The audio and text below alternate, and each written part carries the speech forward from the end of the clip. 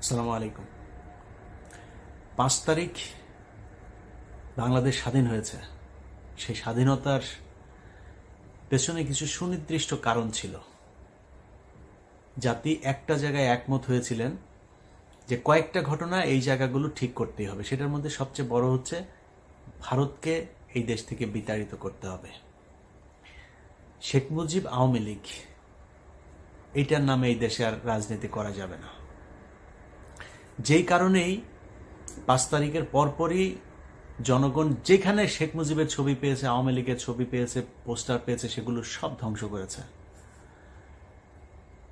তারপরে ঘটনা প্রবাহ আপনারা সবাই জানেন। সবার আগে শুরু করেছেন বিএনপির মহাসচিব মির্জা ফখরুল ইসলাম আলমগীর। তিনি বললেন তার হৃদয়ে রক্তক্ষরণ হয়েছে শেখ মুজিবের এই ছবি দেখা নিয়ে। তারপর আমার একসময়ের খুব প্রিয় একজন আপা ছিলেন রুমিন ফারহানা। এই প্রিয় আপা তিনি বললেন যে ছাত্রলীগকে নিষিদ্ধ করার এই সরকারকে। এরপরে এসে 2 দিন আগে রুহুল কবির রিজভী বলে ফেললেন শেখ মুজিবের এই ছবি এখান থেকে সরানো হোক, এটা আমরা চাই না। এগুলোর পেছনে কি কারণ সেটা বাংলাদেশের মানুষ পরে জানবে বা পরে জানানো হবে। কিন্তু একটা জিনিস মাথায় রাখতে হবে, বিএনপির ডাকে কিন্তু এই দেশের মানুষ রাস্তায় নামে নাই। আসলে এটা মনে রেখে তারপরে কথাবার্তা বলতে হবে। এবং আমরা কিন্তু বিএনপির পয়সায় জীবনের ঝুঁকি নিয়ে পরিবারকে বিপদে ফেলে বিদেশে বসে কথা বলি নাই। দুঃসময়ে যেহেতু বিএনপির সাপোর্ট নাই, সুসময়ে বিএনপির সাহায্য নিয়ে, বিএনপির কাছ থেকে টাকা পয়সা নিয়ে বিএনপির পক্ষেই কথা বলতে হবে। এটা আমাকে দিয়ে অন্তত সম্ভব না। ইনশাআল্লাহ আল্লাহ যদি মস্তিষ্কটা যদি ঠিক রাখেন, ওইটা আল্লাহর রহমতে কোনোদিন করব না। এই মগজ বিক্রি করে খাবো না। যেটা মনে করি, যেটা চিন্তা করি, ওইটা মৃত্যুর আগ পর্যন্ত ওই জায়গাতেই থাকবো। বাংলাদেশের মানুষ শেষ দিন পর্যন্ত দেখবে ইলিয়াস হুসাইন যেখানে ছিল সেইখানেই থাকবেন।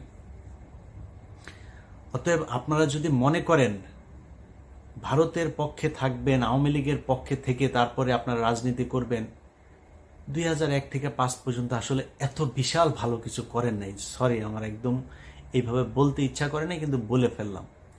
এত ভালো কিছু করেন নাই যে আপনাদের জন্য বাংলাদেশের মানুষ রাস্তায় নামবে। এই যে আপনার দলে এত কোটি কোটি বিএনপি করা মানুষ জীবনের ঝুঁকি নিয়ে এই আন্দোলন করেছে, এই আন্দোলনের ভেতরে জীবন দিয়েছে, অর্ধেকই তো হবে বিএনপির লোকজন, তাই না? জীবন দিয়েছে তারা না আপনাদের এই ভারত প্রীতি আর আওয়ামী প্রীতির জন্য জীবন দেয় নাই। আপনারা যদি নাকি জনগণের সামনে স্পষ্ট করতে না পারেন, তাহলে আমরা কনফিউজ হব। আপনাকে স্পষ্ট একটা পক্ষ অবলম্বন করতে হবে। আপনি ভারতের পক্ষে, আওয়ামী লীগের পক্ষে নাকি না, এটা আমাদের জানা খুব জরুরি। এই মুহূর্তে কনফিউজড হয়ে থাকলাম, বাট আমার মনে হয় খুব সহসায় আমরা এটা জেনে যাব, তখন আমরা আমাদের মতামত জানাই দেব। এই দেশের মানুষ, যারা সাধারণ মানুষ আপনাদেরকে ভোট দেয়, রাজনীতি করে না, তারাও না আওয়ামী বিরোধিতা করে, তাই বিএনপির দলে ভোট দেয়। এমনিতে বিএনপি করার কোনো কারণ নেই, অন্য কোনো কারণ নাই আসলে ওইরকম। তো সেই জায়গাটা যদি নষ্ট করেন না, তাহলে সামনে বিপদ হবে। কয়েকটা জায়গা যদি বলি যে এই যুদ্ধটা কেন হয়েছিল, বিডিআর হত্যাকাণ্ড, সেটার বিচার হইতে হবে। কমিটি গঠন করার কথা বলা হলো, এখন পর্যন্ত কিছুই করা হয়নি। কয়দিন আগে স্বরাষ্ট্র উপদেষ্টা বললেন ওইটা নিয়ে এখনো তারা চিন্তা ভাবনা করছেন, ফাইনাল কিছু হয় নাই। এই জন্য আপনাদেরকে ক্ষমতায় বসায়নি। পরের দিন উচিত ছিল বাংলাদেশে কোথায় কোথায় রয়্যাল এজেন্ট আছে সব কটার এই দেশ থেকে বাইর করা হয় নাই। বিডিআরের নিরীহ সৈনিকরা তারা জেলখানায় আছে, এখন পর্যন্ত বের করে নাই। উচিত ছিল পরের দিন তাদেরকে যেইভাবেই হোক, জেনারেল অ্যামনেস্টি হোক আর যেইভাবে হোক, তাদেরকে করে দেয়া। করা হয় নাই। আলেমদেরকে বের করে দেওয়া দরকার ছিল, করা হয় নাই। এই ছাত্ররা এখন পর্যন্ত হাসপাতালে আহত অবস্থায় আছে, চিকিৎসার টাকা নাই। আপনারা সরকার থেকে কোনো সহযোগিতা করেন নাই এখন পর্যন্ত। গতকালকেও এক পত্রিকাতে নিউজ দেখলাম, যারা নিহত হয়েছে তাদের পরিবারকে এই স্যাবলামো করে 2 লাখ 5 লাখ না, অন্তত 5 কোটি করে টাকা দেওয়া উচিত। তারা এই দেশ স্বাধীন করেছে, দেওয়া হয় নাই। বাংলাদেশে গেল 15 বছরে ব্যাপক লুটপাট হয়েছে এই বিদ্যুৎ খাত নিয়ে। সেই জ্বালানি খাতের এখন পর্যন্ত একটা মামলা হয় নাই। আপনি এই ওর নাম কি আপনার দরবেশ বাবা সালমান এফ রহমানের বিরুদ্ধে মামলা হচ্ছে নীলক্ষেতে, সে এক ব্যবসায়ীকে পিটিয়ে মেরেছে। আরে ভাই, এই মামলায় তো সে তার কিছু হবে না, কারণ ওই কাজ তো সে করে নাই। সে যেটা করেছে সেটা দিয়ে 500 বছর তাকে জেলখানে আটকে রাখা সম্ভব, 500 বার তার ফাঁসি হইতে পারে। সে হত্যা করেছে এই দেশে মানুষ। কাকে করেছে জানেন? এই যে শেয়ার বাজার আছে না, এই শেয়ার বাজারে ক্ষতিগ্রস্ত হয়ে সুইসাইড করেছিল কয়েকজন মানুষ, মনে আছে? তাদের হত্যা মামলা হইতে হবে এর বিরুদ্ধে। যেই পরিবারগুলো শেয়ার মার্কেটে ক্ষতিগ্রস্ত হয়েছে তাদের টাকা ফেরত দিতে হবে। তার সব প্রপার্টি বিক্রি করে নিলামে তুলে তারপরে সেই পরিবারগুলোর কাছে টাকা ফেরত দিতে। যেই ব্যাংকের টাকা আত্মসাৎ করেছে সেই ব্যাংকের টাকা ফেরত দিতে হবে। হচ্ছে কিছুই হচ্ছে না। শুনেছেন এখন পর্যন্ত? এই যে বিদ্যুৎ খাতের মিটার আপনার ডিজিটালাইজেশনের মাধ্যমে, প্রিপেড মিটারের মাধ্যমে যে কয় ইউনিট খরচ হচ্ছে কোনো কিছু জানা নাই, যা মন চাচ্ছে কাটে নিচ্ছে। সে মিটারের ব্যাপারে কোনো ব্যাপার হয়েছে এখন পর্যন্ত? কিছু করা হয়েছে? করা হয়নি। প্রবাসী লাউঞ্জ তৈরি করছে। আরে ভাই, পাছার চামড়া লাল হয়ে যায় বাইরে কাজ করতে করতে। 10 বছর 15 বছর বউ পোলাপান থুয়া মধ্যপ্রাচ্যে মানুষ বিদেশ খাটে, তার 5 মিনিট এয়ারপোর্টে যায় না, তার বসতে ইচ্ছা করে না। কখন সে পরিবারের কাছে যাবে তার ওই চিন্তা। আপনি এই বালের ভিআইপি লাউঞ্জ টাউন্স, প্রবাসী লাউঞ্জ টাউন্স করে তো লাভ নাই। তাদের জন্য দরকার ছিল 5 লাখ টাকা লাগে সৌদিতে যাইতে, ইন্ডিয়া থেকে যেতে লাগে 70,000। আমার দেশ থেকে কেন 70,000 টাকা একজন মানুষ সৌদিতে যেতে পারবে না? এইটা তার দরকার।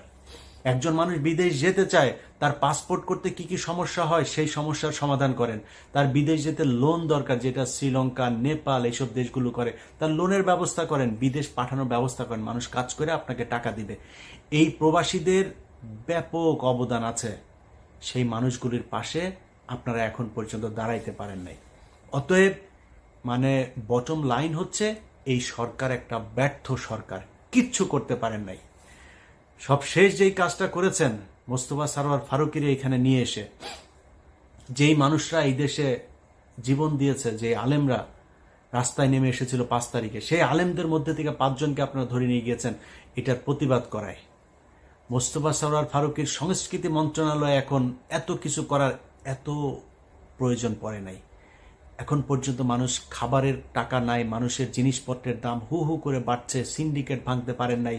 সব জায়গায় আওয়ামী লীগের লোককে আইনে এখন আপনি বাণিজ্য উপদেষ্টা বানাচ্ছেন।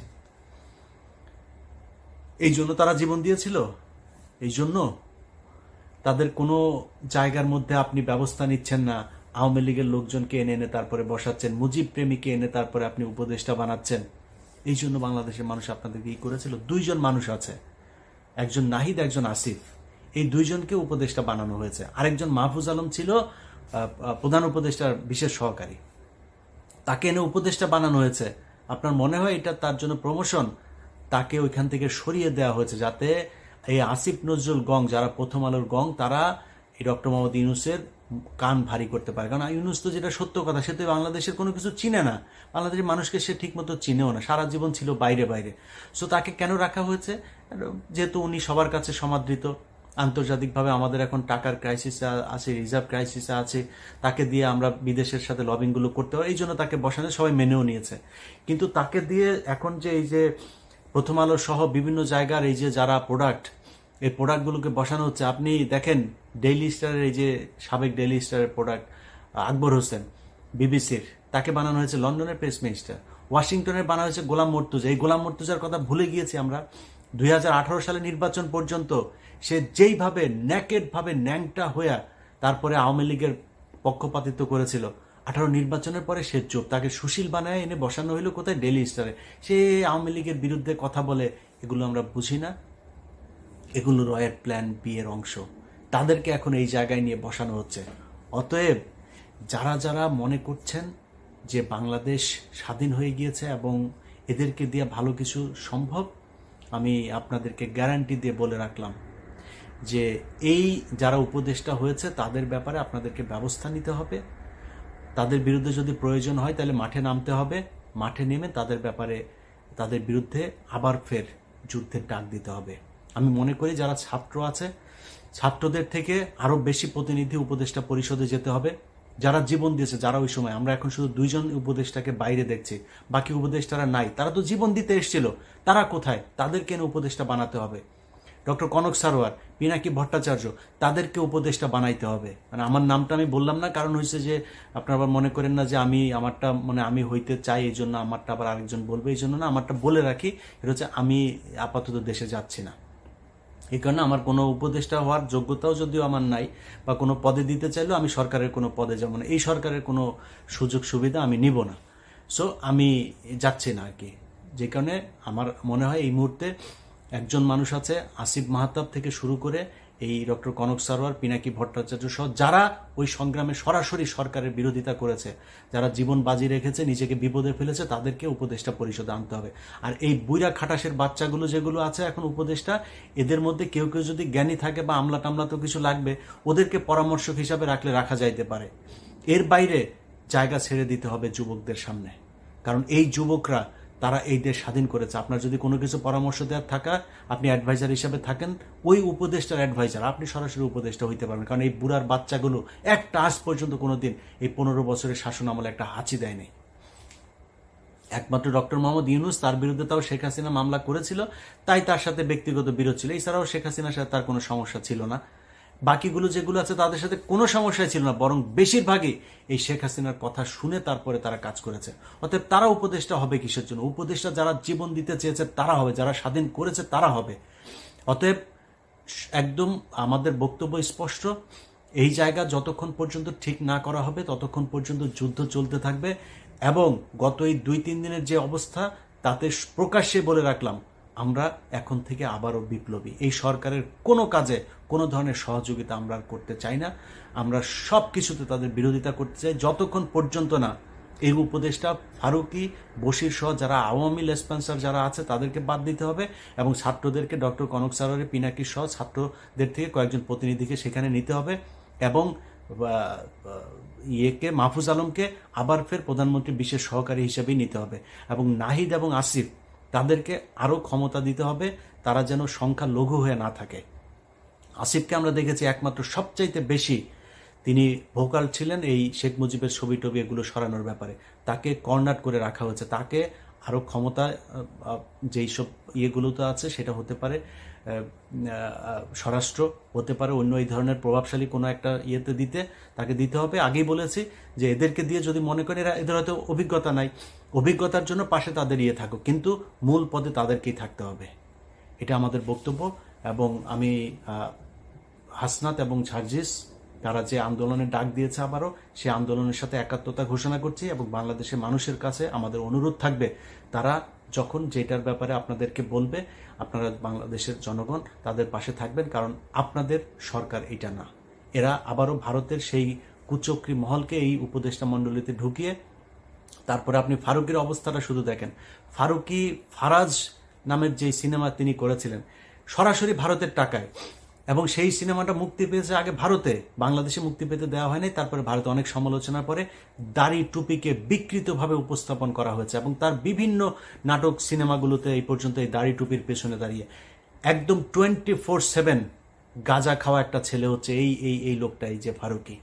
বিশ্বাস না করলে এটা জিজ্ঞেস করেন যারা যদি মিডিয়াতে পরিচিত, 24/7 গাঁজার উপরে থাকে, এবং বিকৃত যৌনাচার এই ব্যক্তি সরাসরি লেসবিয়ান, তারপরে গে এগুলোকে প্রমোট করেন, এবং তার বিভিন্ন নাটক সিনেমাতেও এগুলো তিনি প্রমোট করে থাকেন। পরকীয়া থেকে শুরু করে যত ধরনের অসামাজিক কার্যকলাপ, বিকৃত রুচি, বিকৃত কথাবার্তা, বিকৃত গালি এই নাটকের মধ্যে প্রমোট করা ব্যক্তি হচ্ছে এই ব্যক্তি। তাকে এনে উপদেষ্টা পরিষদে বসানো হয়েছে। সো এই সব কিছুই হচ্ছে বাংলাদেশের বিরুদ্ধে, বাংলাদেশের ইসলামের বিরুদ্ধে এবং ভারতের পক্ষে। তবে আপনাদেরকে এই যুদ্ধে, যেটা আগেও আমরা জানি যে স্বাধীনতা অর্জনের চেয়ে রক্ষা করা কঠিন, আমার মনে হয় রক্ষা করার সেই কঠিন যুদ্ধটাতে আপনাদেরকে প্রস্তুত থাকতে হবে। আল্লাহ হাফেজ।